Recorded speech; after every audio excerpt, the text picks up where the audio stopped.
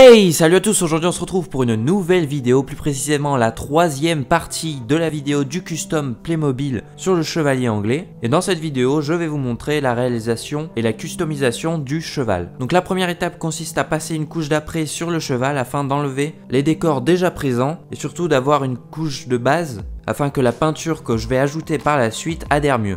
Donc il y a un minimum de protection à avoir lorsque vous appliquez cette couche d'après, notamment un masque afin de ne pas vous prendre toutes les particules volatiles dans les poumons. Il faut également une pièce très aérée, donc soit qu'elle soit très grande ou alors qu'il y ait vraiment une grande entrée d'air, par exemple une grande fenêtre ouverte. Vous pouvez prendre également une paire de gants pour vous protéger les mains. Et pour compléter tout cet équipement, n'hésitez pas à prendre une paire de lunettes de soleil afin d'éviter tout contact avec les yeux. Donc on commence directement le custom avec les deux premières peintures donc qui sont du bleu royal et du rouge. Donc si vous n'avez pas vu les vidéos précédentes, je vous invite à aller les regarder. Donc on reprend les mêmes armoiries que sur le chevalier tout simplement. On va également utiliser de la peinture de couleur or. Donc on va appliquer les mêmes armoiries du chevalier sur le tabard du destrier. Donc c'est un motif dit écartelé et pour ce faire on va utiliser les trois couleurs citées précédemment. Donc très sommairement je vais représenter le motif à l'aide de crayons de couleur afin d'avoir une idée de ce que cela va donner et surtout pour faire des traits précis.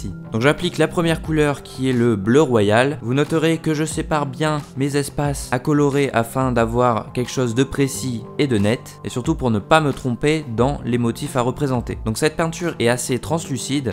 Donc je vais devoir appliquer plusieurs couches afin d'avoir quelque chose d'opaque. Donc je continue le motif afin d'avoir 4 carrés de couleur bleue de chaque côté. Par la suite je viens appliquer la couleur rouge, donc toujours avec le même motif, donc dit écartelé, avec 4 carrés de couleur rouge de chaque côté. Ici aussi je viendrai appliquer plusieurs couches de peinture afin d'avoir une peinture opaque. Donc après avoir appliqué de multitudes de couches de peinture, on va maintenant retoucher afin de préciser le motif et surtout d'avoir quelque chose de net. Donc voilà ce qu'on obtient à la fin. Donc on peut remarquer que le bleu royal est assez brillant tandis que le rouge est mat. Donc on reconnaît bien les mêmes motifs sur le chevalier et sur le tabard du destrier. Il ne manque plus que les ornements. À présent je réalise les ornements, c'est-à-dire la fleur de lys et les 3 lions d'or, sachant que la fleur de lys ira sur les carrés bleus et le lion d'or sur les carrés rouges. Donc il me semble qu'à ce moment là j'utilise du quintuple 0 en taille de pinceau, ce qui me permet d'avoir des traits fins. Le custom est terminé, donc voici ce que cela donne quand on monte le chevalier sur le destrier, donc ça reste assez sympa.